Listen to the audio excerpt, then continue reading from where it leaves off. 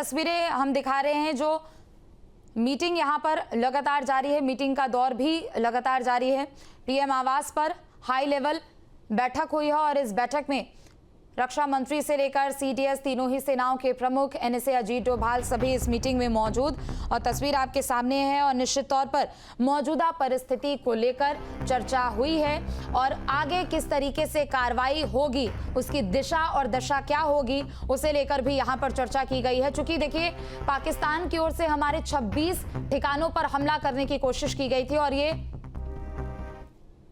हमेशा सतर्क रहा है कि वहां के आम नागरिक हताहत न हो, दूसरे किसी को कष्ट न पहुंचे और उन पर ऐसा न हो कि फिर पाकिस्तान को कुछ कहने का अवसर हो। क्योंकि भारत ने जब अपने ऑपरेशन सिंदूर को शुरू किया तो उसका उद्देश्य ही था कि आतंकवादी और आतंकवाद के खिलाफ है वो, जबकि पाकिस्तान इससे उलट भारत के नागरिकों को निशाना बना रहा है, भारत के शहरों को निशाना बना रहा है, भारत के गुरुद्वारों और मंदिरों को निशाना बना रहा है। तो अब बदली हुई परिस्थिति में जो एक युद्ध छेड़ दिया पाकिस्तान ने, तो उसका कैसे माकूल जवाब दिया जाए। हालांकि पाकिस्तान के हर वार का जवाब माकूल तरीके से भारतीय सेना के लोग दे रहे हैं, उसके हर चाल को नाकाम कर रहे हैं, उसके हर मिसाइल को मार गिरा रहे हैं, उसके जहाज को भी मार गिराए हैं, उसके सारे ड्रोन को मारकर गिरा रहे हैं, लेकिन पाकिस्तान बाज नहीं आ रहा है। तो आगे और किस तरीके से उसे जवाब दिया जाए, क्योंकि प्रधानमंत्री नरेंद्र मोदी ने बहुत पहले ही कहा था कि इस बार उसे ऐसा जवाब मिलेगा कि वो हमेशा याद रखेगा। तो अब किस ढंग से उसे जवाब दिया जाए। तो कह सकते हैं कि जो लगातार बैठकें चल रही है, सुबह रक्षा मंत्री राजनाथ सिंह सीडीएस से मिले, फिर तीनों सेनाओं के अध्यक्ष से मिले, उसके बाद सभी प्रधानमंत्री के यहाँ पहुंचे हैं। तो मामला गंभीर है, क्योंकि प्रधानमंत्री नरेंद्र मोदी इस तरीके की बैठक तभी करते हैं कि जब कुछ बड़ा निर्णय करना हो, किसी बड़े फैसले पर मुहर लगानी हो या फिर कोई नई रणनीति बनानी हो। तो अब तक की जो जानकारी है कि पाकिस्तान के लिए और आतंकवाद के खिलाफ इस बार भारत ने एक दूरगामी अपनी रणनीति बनाई है और उस रणनीति के कई सारे हिस्से हैं जो वक्त वक्त पर लागू किए जाएंगे। लेकिन पाकिस्तान जिस तरीके से नापाक हरकतों को अंजाम दे रहा है, तो उसे कैसे जवाब दिया जाए। हो सकता है इस बैठक में इस पूरी जो घटनाक्रम है, पूरी जो स्थिति है, उस पर विचार करके कुछ नई रणनीति बने, कुछ नए कदम पाकिस्तान के खिलाफ उठाए जाएं।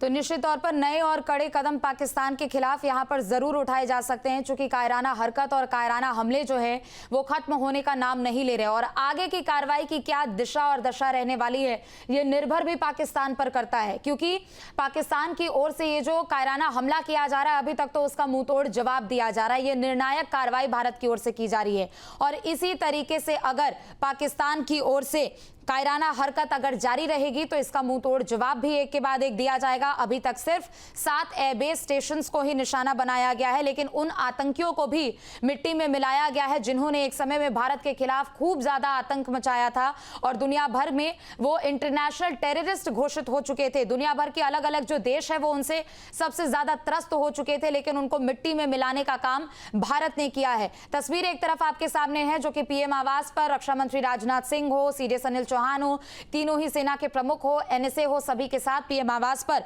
प्रधानमंत्री मोदी की अध्यक्षता में यह बैठक हुई है और बैठक में मौजूदा परिस्थिति को लेकर चर्चा जरूर की गई है और आगे क्या कुछ रणनीति होगी ये आगे देखने वाली बात होगी और आगे एक एक जो तस्वीर सामने आएगी वो भी इसके जरिए पता लगेगी कि आखिर पाकिस्तान क्या चाहता है। अगर पाकिस्तान तनाव कम करना चाहता है तो ये भी उसके पाले में है और अगर इस पाकिस्तान मौजूदा परिस्थिति को और आगे बढ़ाना चाहता है तो भारत को भी जवाब देना बखूबी आता है और जवाब अभी तक दिया जा चुका है। लेकिन ये महज एक शुरुआत है, भारत के ये ताकत का महज ये प्रदर्शन है। अभी पूरे तरीके से ताकत का आजमाइश भी नहीं किया गया है, जोर आजमाइश भी नहीं किया गया है, लेकिन अभी से ही पाकिस्तान की ताकत,